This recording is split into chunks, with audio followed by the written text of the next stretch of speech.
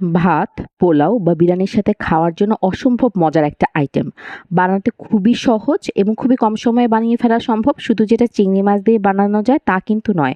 চাইলে আপনি মুরগির মাংস অথবা সামান্য আলু দিয়েও বানিয়ে ফেলতে পারেন। এটা কিন্তু ওয়েট লস রেসিপি হিসেবেও দারুণ কাজ করে।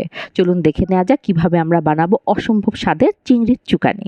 প্রথমে চিংড়ির চুকানি তৈরি করার জন্য আমি একটা বাটিতে নিয়ে নিয়েছিলাম টক দই। আপনি যেকোনো ব্র্যান্ডের টক দই নিতে পারেন।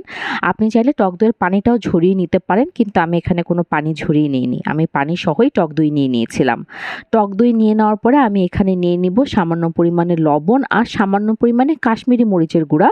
আপনারা যদি ঝাল বেশি খেতে চান আপনারা চাইলে নর্মাল মরিচের গুঁড়াও দিতে পারেন এবং সাথে চাইলে কাঁচা মরিচও দিতে পারেন। এটা যার যার স্বাদ অনুযায়ী দিতে হবে।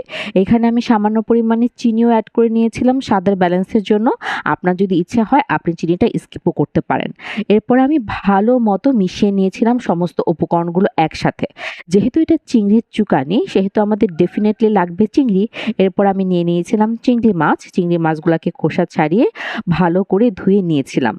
এরপরে আমি একটা প্যানের ভিতরে পানির ভিতরে আমি চিংড়িগুলো হালকা করে সিদ্ধ করে নিয়েছি যাতে ভালো মতো চিংড়িগুলো সিদ্ধ হয়। চাইলে এটা তেলেও ভেজে নেওয়া যায়, কিন্তু যেহেতু আমি এটা ওয়েট লস হিসেবে রেসিপি হিসেবেও ব্যবহার করতে চাই, এই কারণে আমি চিংড়িগুলোকে পানির মধ্যে সিদ্ধ করে নিয়েছিলাম ভালো মতো। এপিট ওপিট করে চিংড়িগুলোকে সিদ্ধ করে নিব।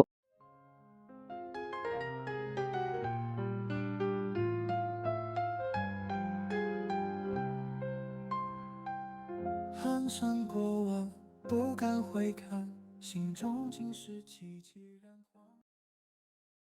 মাছটা ভালো মতো সিদ্ধ হয়ে যাওয়ার পরে আমি সেই টক দইয়ের মিশ্রণে চিংড়িগুলোকে ছেড়ে দিলাম। এবার যেই প্যানে চিংড়িটা সিদ্ধ করেছিলাম সেই প্যানে আমি সামান্য পরিমাণে তেল দিয়ে নিলাম।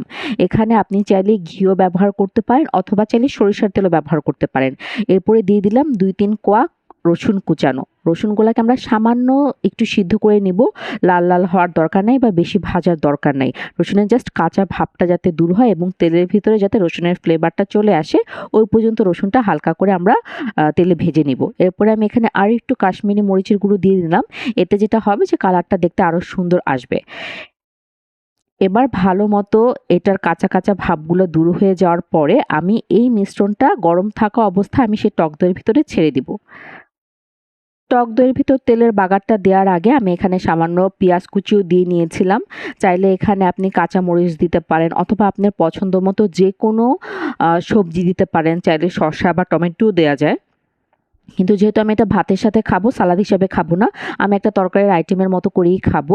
যে কারণে আমি এখানে আর শসা বা টমেটো কিছু যোগ করিনি। এটা এমনিই খেতে অনেক মজা।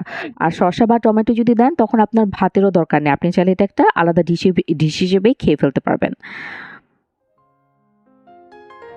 এবার ভালো মতো মেশালেই কিন্তু তৈরি হয়ে যাবে আমাদের চিংড়ির চুকানি। একবার বাসায় ট্রাই করে দেখবেন। খেতে কেমন লাগলো আমাকে কমেন্টে জানাবেন।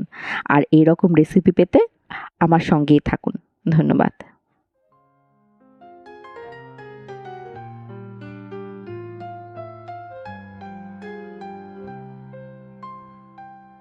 寒山过往。